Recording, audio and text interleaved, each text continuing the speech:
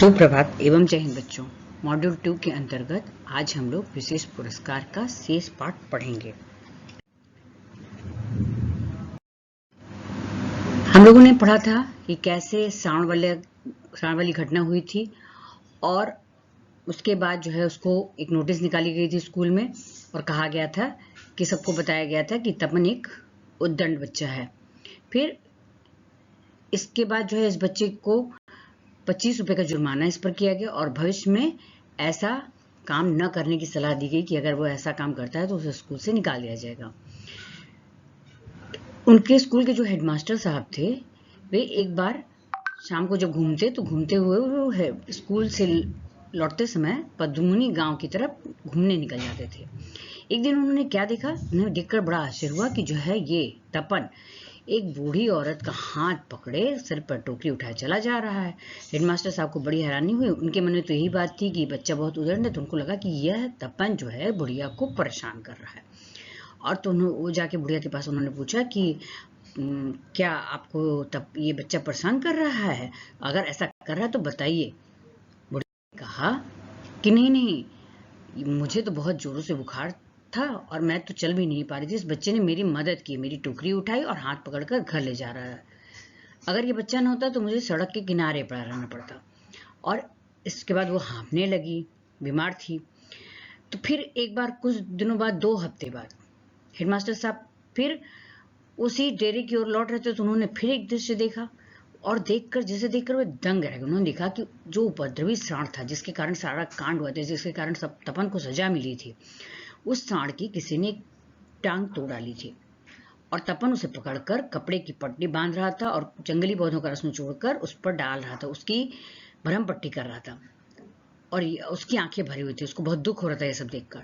Head master साहब जब वहां पहुंचे तो तपन ने उन्हें प्रणाम किया। तब उन्होंने तपन से पूछा कि तुम क्या कर रहे हो? तो तपन ने बताया कि सर, किसी दुष्ट लड़के ने इसकी टांग तोड़ डाली है जिससे इसको इतनी तकलीफ हो रही है। उसने बोला कि अनबोले जीव को इस तरह से तकलीफ देना बुरा है सर। बड़े दुखी होकर उसने हेडमास्टर साहब से कहा। इससे क्या पता चलता है? इससे पता चलता है कि तपन दिल से एक अच्छा बच्चा था। हेडमास्टर साहब ने इस घटना को देखा, सोचा, इसके बाद उसके पार से उसके घरों को सलाह कर वो आगे निकल गए।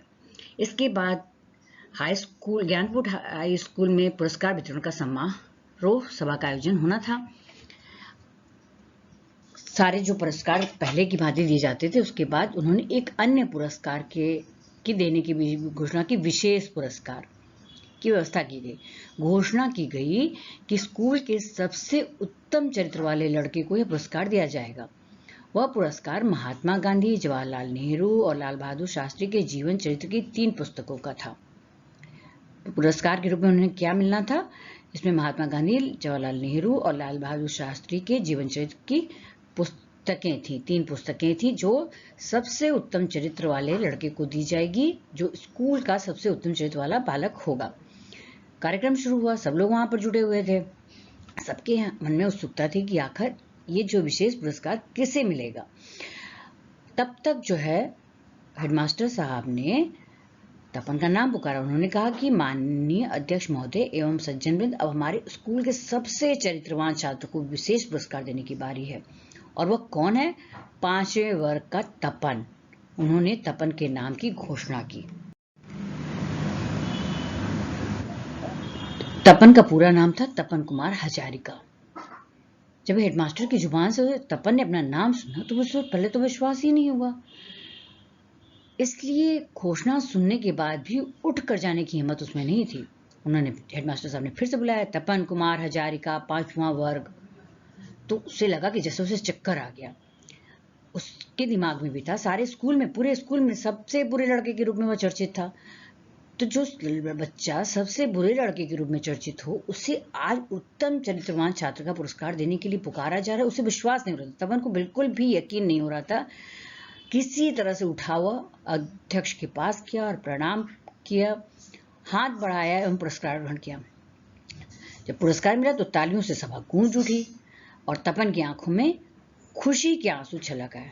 उसने निश्चय किया कि सच में वह सबसे उत्तम चरित्रवान छात्र बनकर इस विशेष पुरस्कार का सही सम्मान करेगा। जो पुरस्कार उसे मिला है, विशेष पुरस्कार उसे मिला है, उसका सम्मान तभी संभव है जब वह वास्तव में चरित्रवान छात्र बने।